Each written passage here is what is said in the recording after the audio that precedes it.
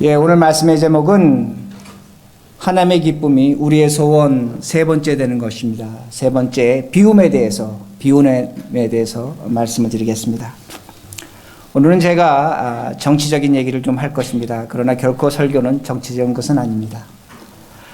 여러분 아시는 것처럼 11월 달에 미국 대선이 있습니다. 공화당 후보 도널드 트럼프가 제가 생각할 때는 큰 이변이 없는 한 아마 공화당 후보가 될 것입니다. 그리고 민주당에 이제 누가 나올지 모르지만 민주당 후보하고 겨루어서 미국의 차기 대통령 아마 둘 중에 하나가 선출이 될 것입니다. 제가 그 애틀란틱이라는 시사 매거진에서 본 기사가 됩니다. 그 기사가 이렇게 썼습니다. 정상적 판단을 한 크리스찬이라면, 신자라면 상스러우며 고집스러우며 추잡한 말을 하며 돈을 신봉하며 3번 결혼한 트럼프를 지지하는 것을 이해할 수 없다는 겁니다. 왜 정상적인 신자들이 그렇게 상스러운 말하고 윤리적 도덕적으로 맞지 아니하며 3번 결혼한 그 트럼프를 지지하는가 질문을 합니다. 사실 트럼프 자체를 우리가 들여다본다면 그를 우리가 대통령 후보로서 지지할 수 있는 그런 여러 가지 좋은 점을 그는 갖고 있지 못합니다. 근데 한 가지 놀라운 것은 그 잡지에서 지적하는 것은 보수적인 크리스찬들, 미국의 보수적인 크리스찬들이 그를 열렬히 지지하고 있다는 겁니다. 특히 그 바이블 벨트, 남부, 중부에 사는 크리스찬들은 그를 지지하고 있습니다. 신문에 나고 있지 않지만 많은 목사들, 교인들이 트럼프를 찾아가서 기도회를 갖고 있다고 그렇게 말합니다. 대표적인 그 바이블 벨트의 하나가 사우스 캐롤라인입니다. 얼마 전에 그 남부군 길을 내린 곳이 됩니다. 그곳에서 전수조사를 했습니다. 신자들을 통해서 전수조사했는데 나는 보수적인 개신교 신자라고 하는 33%가 도널드 트럼프를 지지했습니다. 그리고 2위가 벤 칼슨입니다. 거의 2배 이상으로 지금 도널드 트럼프가 지지를 받고 있습니다. 기자가 물었습니다. 당신은 왜 이렇게 보수적인 신자들이, 기독교 신자들이 당신을 지지합니까? 도널드 대답이 명작입니다. 나도 모르겠습니다. 그들에게 가서 물어보십시오. 근데 그가 이렇게 말합니다. They do love me. 강조형을 2번 썼습니다. 의역함이 이런 겁니다. 그들은 나를 미치게 지지합니다. 그들은 나를 미치게 지지합니다. 열광적으로 지지합니다. 그런데 도널드 트럼프가 말합니다. 나는 왜 지지를 받는지 모른다는 겁니다. 얼마나 아이러니한가입니다. 열광적으로 지지하는데 그 자신도 모르겠다는 겁니다. 그러니까 그들에게 가서 물어보고 그렇게 이야기하고 있습니다. 제가 서두에 말씀드린 것처럼 저는 정치적 설교하는 것은 절대로 아닙니다. 우리가 트럼프를 지지할 수도 있습니다. 반대할 수도 있습니다. 하나님이 이것을 분명히 우리가 정치적 판단하는 것을 인정하신다는 말씀입니다. 그러나 우리들이 성경적 판단을 근거해서 모든 걸 판단해야 한다는 겁니다. 우리들이 트럼프를 지지하는 것이 우리의 신앙, 양심, 성경, 영성에 근거하지 아니하고 우리 자신의 이익, 우리 자신의 목적을 위해서 지지한다면 결코 올바른 지지는 아니라는 겁니다. 하나님이 원하시지 않는 지지를 하고 있다는 그 말씀이 됩니다. 하나님이 기뻐하시지 않는다는 겁니다. 만약에 트럼프가 정말로 성경적 근거에서 그가 우리의 지지를 받는다면 그는 사람을 차별하지 말아야 됩니다. 아시안 차별하지 말아야 됩니다. 그는 이민자를 조롱합니다. 아시안 국가들은 미국의 그 부를 훔쳐가는 강도라고 그렇게 비유하고 있습니다. 멕시코 사람들은 범죄와 범죄 집단화 그렇게 말하고 있습니다. 하나님은 우리에게 분명히 말씀하십니다. 서로 사랑하고 용서하라고 이해하라고 그렇게 말씀하셨습니다. 그러나 그는 미국 시민, 미국에서 법적인 권리를 갖고 사는 무슬림들에게 그들을 감시해야 된다는 겁니다. 데이터베이스를 만들어야 된다는 겁니다. 분열을 말합니다. 조장을 하고 있습니다. 어떤 조장을 하고 있냐면 미움을 조장하고 있다는 말씀이 됩니다. 문제는 뭐냐면 우리가 정말로 신앙인으로서 개탄해야 될 것이 무엇이냐면 많은 신자들이 여러분 중에 어떤 분은 나는 그렇지 않습니다라고 말할지도 모릅니다. 그러나 잡지에 난 겁니다. 트럼프를 지지하고 있다는 겁니다. 무엇 때문에 지지하고 있는가 합니다. 오늘도 우리가 이런 오류를 얼마든지 범할 수 있다는 겁니다. 그건 남부에 있는 어떤 크리스찬들의 보수적인 크리스찬의 생각이라고 생각하시면 안 된다는 겁니다. 오늘도 우리는 그렇게 할 수 있다는 그 말씀입니다. 이런 행동은 하나님의 기쁨이 아닙니다. 우리의 소원이 되어서는 안 된다는 겁니다. 그러게 5절에 이렇게 말씀합니다. 너희 안에 이 마음을 품으라. 곧 그리스도 예수의 마음이니. 그리스도의 예수의 마음을 품으라고 말합니다. 그리스도의 예수의 마음을 가지라고 말합니다. 빌립보 교인들은 예수 믿는 사람들입니다. 예수를 믿습니다. 얼마나 아이러니한가입니다. 예수를 믿는데 예수 그리스도의 마음이 없다는 겁니다. 그러게 바울이 명령합니다. 그리스도의 마음을 가지라고 그렇게 말합니다. 예수를 믿지만 그리스도의 마음을 품지 않고 살아간다는 말씀이 됩니다. 예수를 믿습니다. 그리스도의 마음이 없다는 겁니다. 빌립보 교회는 유대인과 이방인이 있었습니다. 종과 하인이 있었습니다. 부자와 가난한 자가 함께 신앙생활을 했습니다. 그런데 그들은 거기서 갈등했다는 겁니다. 서로 미워했습니다. 시기했습니다. 원망했습니다. 질투했습니다. 바울은 말합니다. 나는 너희들이 하나님 믿는 거 인정한다는 겁니다. 너희들은 그 믿음으로 구원받을 것이라는 겁니다. 문제가 뭐냐? 예수의 마음이 없다는 겁니다. 그리스도의 마음이 없다는 겁니다. 이게 얼마나 모순된 신앙인가입니다. 오늘도 우리가 신앙생활합니다. 분명히 예수 믿게 이 자리에 왔습니다. 그런데 문제는 뭐냐? 예수의 마음이 없다는 겁니다. 그리스도의 마음을 갖고 있지 않다는 겁니다. 그러기에 오늘 성경은 그리스도의 마음을 찾으라고 말합니다. 헬라어 성경을 보면 잊어버렸다는 겁니다. 마음이 없다는 겁니다. 그 마음을 찾으라고 분명히 우리에게 명령하고 있습니다. 예수를 믿으면 그리스도의 마음을 품는 건 너무나 당연한 겁니다. 그런데 그러지 못한다는 겁니다. 오늘도 우리는 이렇게 생각합니다. 너와 내가 다르다는 겁니다. 분명히 다릅니다. 그러나 다른 것은 틀릴 뿐입니다. 틀릴 뿐입니다. 그러나 틀린 것이 틀린 것은 아닙니다. 다시 말씀드립니다. 너와 나는 다릅니다. 서로가 틀립니다. 그러나 그 틀린 것이 잘못된 것은 아니라는 겁니다. 내가 오늘 틀리고 맞는 것은 우리가 결정하지 않습니다. 하나님이 결정하실 것입니다. 하나님이 심판하신다는 그 말씀이 됩니다. 근데 트럼프는 말합니다. 무슬림이 틀렸다는 겁니다. 예, 틀릴 수도 있습니다. 다르게 틀릴 수도 있다는 겁니다. 그러나 그렇게 틀렸다고 말해서는 안 되는 겁니다. 왜 제가 이렇게 말씀드릴 수 있냐면 1995년에 오클라호마 연방 건물 폭파 사건이 있었습니다. 165명이 죽었습니다. 누가 폭파시켰습니까? 크리스천입니다. 보수적인 크리스천입니다. 맥베이가 했습니다. 물론 FBI가 무슬림도 감시해야겠죠. 범죄자 감시해야겠죠. 그러나 미국의 지금 가장 큰 사회적 문제 중에 하나는 뭐냐면 극우 민병대입니다. 예수를 잘 믿는 신자들이 얼마든지 공격적 행동을 하고 있다는 겁니다. 그러기에 어떤 한 집단을 갖다가 나하고 다르다고 해서 틀렸다고 하는 건 옳지 않다는 말씀이 됩니다. 오늘 이것이 우리에게 있습니다. 너하고 나하고 다르면 우리는 틀렸다고 생각합니다. 학력이 다르면 틀렸다고 생각합니다. 사는 동네가 다르면 틀렸다고 생각합니다. 직장이 다르면 틀렸다고 생각합니다. 고향이 달라도 틀렸다고 생각합니다. 우리 한국 사람들의 고질병입니다. 고향이 달라도 틀렸다고 생각하는 겁니다. 얼마나 무서운 죄를 짓고 있는가 합니다. 심지어는 교회가 전도하지 못하고 선교하지 못하고 새벽 기도하지 못하고 어떤 일을 하지 못하면 틀렸다고 말합니다. 틀린 것이 아닙니다. 다를 뿐입니다.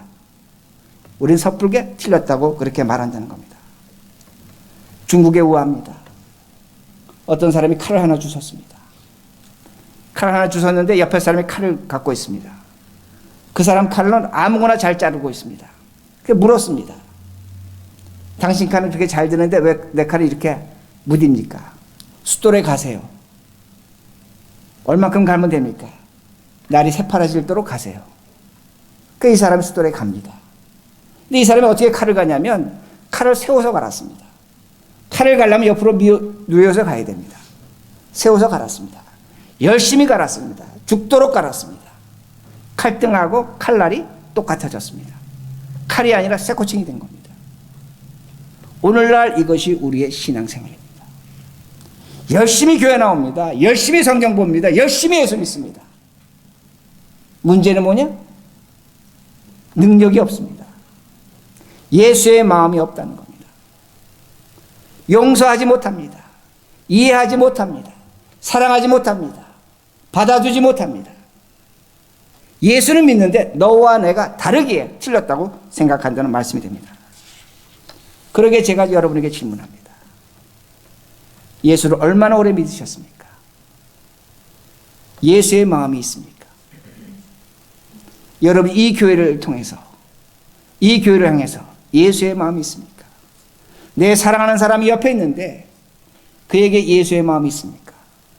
내 자식에게 함께 신앙생활하는 그 교우들에게 예수의 마음이 있는가입니다.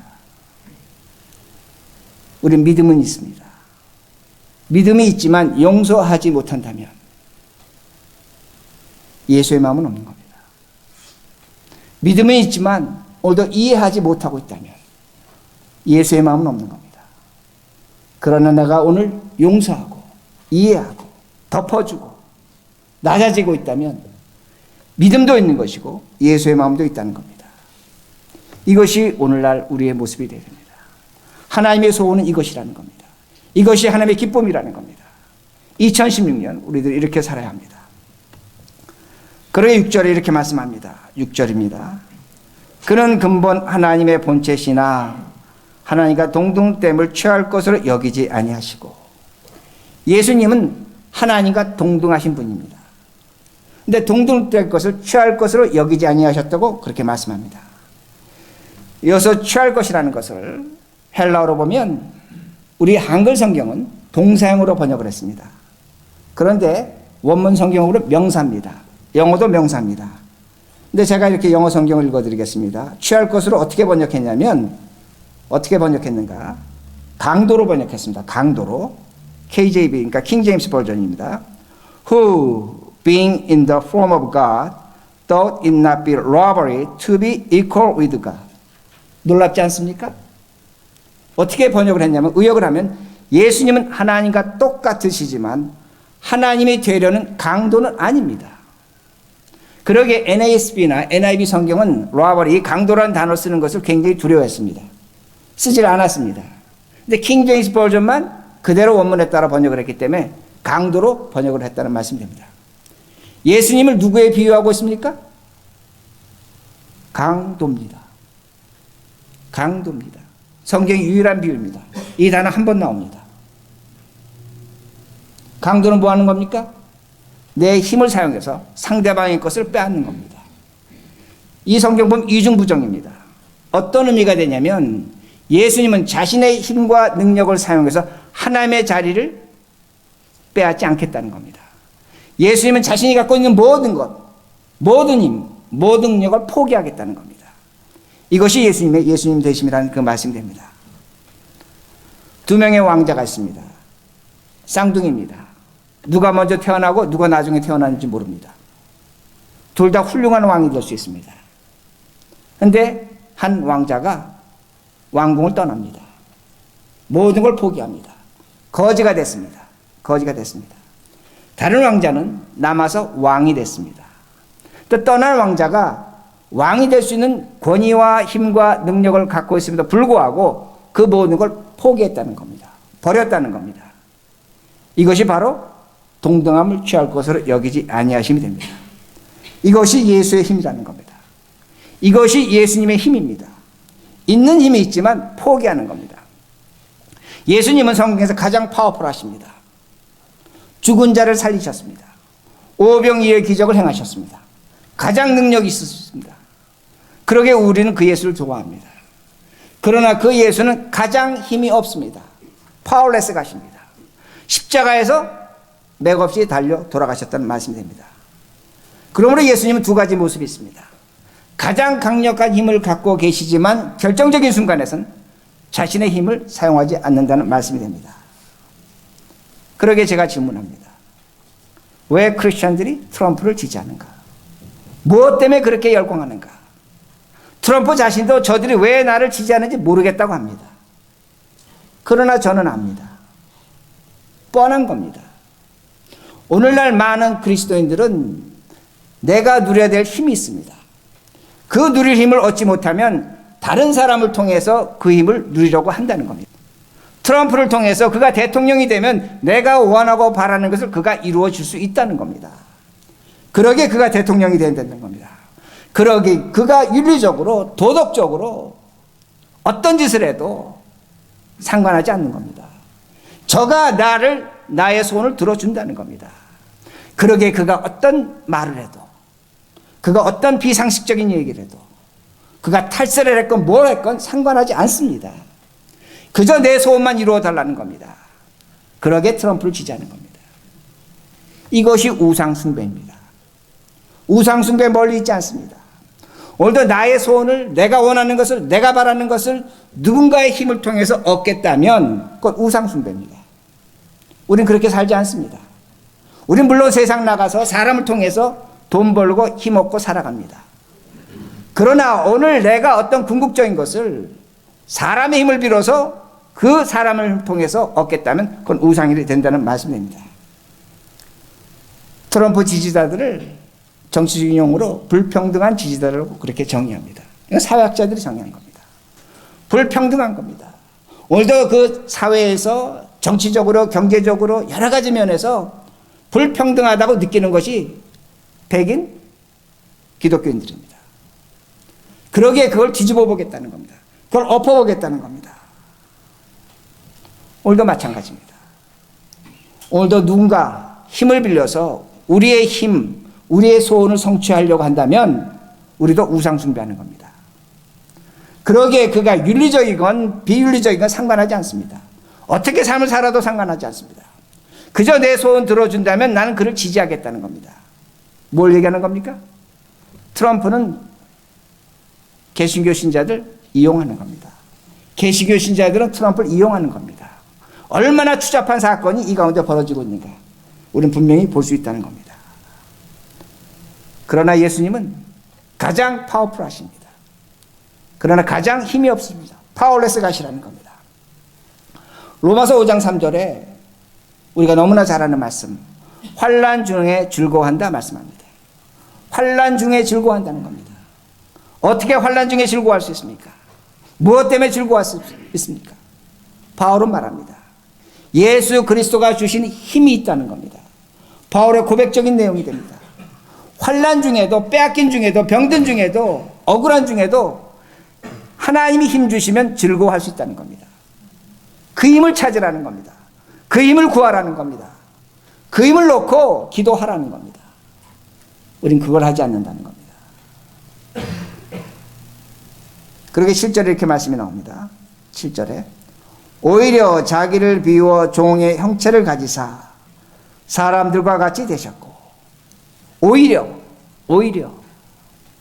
예수님은 자기의 힘을 버리셨습니다. 그리고 한 단계 더 나가셨습니다. 어떻게 더 나가셨냐면 자신을 비우셨습니다. 그래서 비우셨다는 건 헬라어로 케노스인데 비워버린 겁니다. empty입니다. 영어 번역 보면 empty로 그렇게 번역을 했습니다. 예수님은 자신을 텅 비우셨습니다. 속을 비우셨습니다. 우리도 이런 얘기를 합니다. 마음을 비우면 행복합니다. 마음을 비우면 현재 내가 갖고 있는 것 만족할 수 있습니다. 마음을 비우면 내가 갖고 있는 그 위치, 신분 만족할 수 있습니다. 마음을 비우면 내가 불법 체류자라고 할지라도 만족할 수 있습니다. 마음을 비우면 내 자식이 속썩인다고 할지라도 우리는 만족할 수 있습니다. 마음을 비우면 우리는 모든 것에 감사하고 행복할 수 있습니다. 그렇게 말합니다. 근데 사실 그렇지 않습니다. 어떤 더 큰 충격이 찾아오면 그건 마음을 비운 것이 아닙니다. 마음을 누른 것입니다. 꽉꽉 눌러 채운 것입니다. 그 충격에 견디지 못하고 터져버립니다. 그때는 모든 것이 부셔지는 것을 우리들이 볼 수가 있습니다. 그러기에 세상은 오늘도 우리에게 가르쳐 줍니다. 마음을 비우라고 말합니다. 여러분, 불교에서 색즉시공, 공즉시색이라는 말이 있습니다. 아마 너무나 잘 아시는 말씀입니다. 색즉시공입니다. 여러분 지금 앉아 계신 의자가 빨간색입니다. 빨간색은 눈에 보이는 겁니다. 색깔을 갖고 있는 것은 있는 것입니다. 그러나 저 색깔은 언젠간 없어질 색깔입니다. 영원하지 않습니다. 없어집니다. 공이 됩니다. 그러나 공즉시색입니다. 우리 눈에 보이지 않습니다. 보이지 않지만 언젠간 저것이 다시 색깔을 띠게 될 것입니다. 언젠간 다시 우리 눈에 보이게 될 것이라는 겁니다. 있게 될 것이라는 겁니다. 불교적인 없음은 무엇이냐면 있는 것이 없어지고 없는 것이 있는 것이 됩니다. 윤회적입니다. 그러나 우리는 그렇지 않습니다. 우리는 분명히 다릅니다. 우리는 있는 것이 없어지고 없는 것이 있어지는 것이 아닙니다. 예수님은 자신을 비우시고 뭐가 되셨습니까? 사람이 되셨습니다. 새로운 것이 되셨습니다. 달라지는 것이 됐다는 겁니다. 우리에게도 분명히 나타날 겁니다. 우리는 죽을 것입니다. 비올 겁니다. 분명히 비게 될 것입니다. 그러나 우리에겐 부활로 나타날 것이란 말씀됩니다. 예수님은 자신을 비우셨습니다. 우리가 되셨습니다. 무엇 때문에 우리가 되셨는가? 왜 예수님은 우리가 되셨는가? 왜 사람과 같이 되시고 종으로 오셨는가? 딱 한 가지입니다. 컴패션입니다. 우리를 동정하심입니다. 나와 같이 되시는 겁니다. 오늘의 나와 같이 되는 겁니다. 내가 과거에 아픔과 상처가 있었다면, 잊지 못할 일이 있었다면 우리 주님도 나와 같이 잊지 못하시고 아파하시고 괴로워하십니다. 오늘 여러분들이 겪는 어떤 어려움과 시련이 있다면 예수님은 나와 같이 되신 분입니다. 나와 같이 똑같이 아파하시고 괴로워하십니다. 내가 병들었다면 그 병든 몸에 예수가 똑같이 나와 같이 계신다는 말씀입니다. 이게 하나님의 자비하심입니다. 그러게 성경 우리에게 요구합니다. 하나님이 이와 같이 자비하기에 우리도 자비하라는 겁니다. 이젠 우리의 책임이 있다는 겁니다. 내가 다른 사람에게 자비해야 합니다. 자비해야 합니다. 어떻게 자비할 것인가? 여러 가지가 있습니다. 우리가 잘 아는 말 중에 내 입장이 되어달라 그런 말을 합니다. 내 입장이 되어달라는 겁니다. 영어적인 표현으로 You put in my shoes입니다. 내 신발을 신어달라는 겁니다. 아내는 남편의 신발을 신는 겁니다. 남편은 아내의 신발을 신는 겁니다. 발 사이즈가 다릅니다.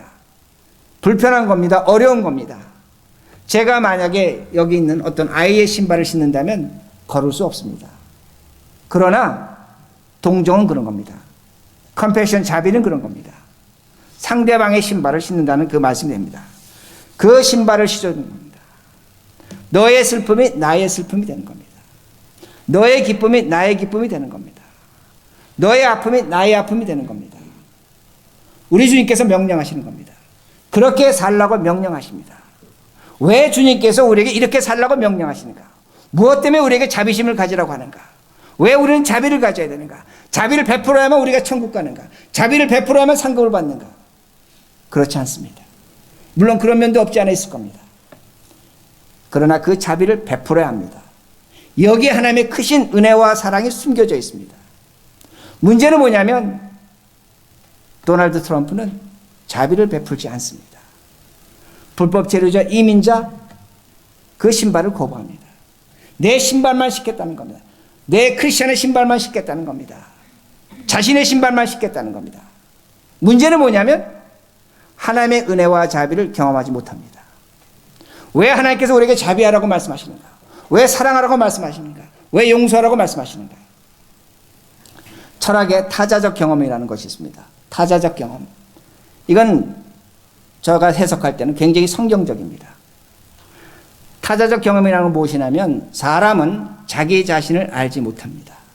나는 나 스스로를 알 수가 없습니다. 근데 사람이 내가 누구인지를 아는 방법은 다른 사람과 관계를 통해서 내가 누구인지를 안다는 겁니다. 그러니까 내가 오늘 다른 사람의 confession, 그에게 자비를 베풉니다. 그의 아픔이 나의 아픔이 됩니다. 그의 슬픔이 나의 슬픔이 됩니다. 그의 기쁨이 나의 슬픔이 됩니다. 가장 잘 드러날 수 있는 것이 부부관계입니다. 거기에 하나님의 자비와 은혜를 우리가 행한다는 겁니다. 근데 그렇게 되면 어떤 일이 나타나냐면 하나님의 은혜와 사랑을 경험합니다. 폴 틸릭이라는 사람이 이런 말을 했습니다. 힘이 없을 때 하나님의 힘을 깨닫는 겁니다. 어리석을 때 하나님의 지혜를 알게 된다고 말합니다. 약할 때 하나님의 강하심이 나타난다고 말합니다. 문제는 뭐냐면 오늘 내가 자비하지 않으면 우린 강해지려고 합니다. 높아지려고 합니다. 그럼 폴 틸릭이 말한 대로 한다면 하나님이 나타나지 않는 겁니다. 하나님이 오늘 우리에게 자비하라 이 말씀하신 이유는 그저 자비해서 뭐 관계가 좋아지고 어떤 그런 관계성을 유지하라는 것이 아니라 내가 나타나겠다는 겁니다. 내가 그 자리에 임재하겠다는 겁니다. 그러게 자비하라는 겁니다. 내가 오늘 슬퍼하는 사람과 함께 슬퍼한다면 그 슬픔에 하나님의 위로가 나에게 나타나는 겁니다. 내가 오늘 고통당하는 사람과 함께 고통당한다면 그 고통 속에 하나님의 위로하심이 있다는 겁니다. 오늘 내가 억울한 일 당하는 우리 주변의 사람들과 그 함께 억울함을 아파한다면 그 억울함에 하나님이 함께 하신다는 것을 분명히 가르쳐줍니다. 이게 하나님의 존재의 방법입니다. 하나님의 임재하심이라는 겁니다. 그러기에 오늘도 우리들이 많은 크리스찬들이 열심히 신앙생활합니다. 열심히 신앙생활합니다. 또 엉뚱한 짓 하는 겁니다. 개탄스러운 일을 하는 겁니다. 무엇인지 구별 못하는 겁니다. 그러기에 트럼프를 지지하는 겁니다. 제가 정치적으로 얼마든지 그를 지지할 수 있고 반대할 수도 있다는 거 압니다. 그러나 우리가 하나님을 믿고 2016년 살아갑니다. 여러분들이 이 성경 속에서 이 말씀 속에서 우리가 어떤 신앙을 가져야 되고 어떤 모습으로 살아야 될까 분명히 말씀합니다. 그렇게 말씀을 정리합니다. 예수의 마음을 가지시기 바랍니다. 예수의 마음을 찾으시기 바랍니다. 사람의 힘보다 하나님 의지하시기 바랍니다. 그리고 여러분을 비우시기 바랍니다. 그렇게 될 때에 약하고 추하고 못나고 정말 쳐다보기도 싫고 같이 있기도 싫은 그 자리에 하나님의 은혜가 있습니다. 이 은혜와 이 영광을 우리의 삶 속에서 경험하시는 우리 모두가 되길 바랍니다.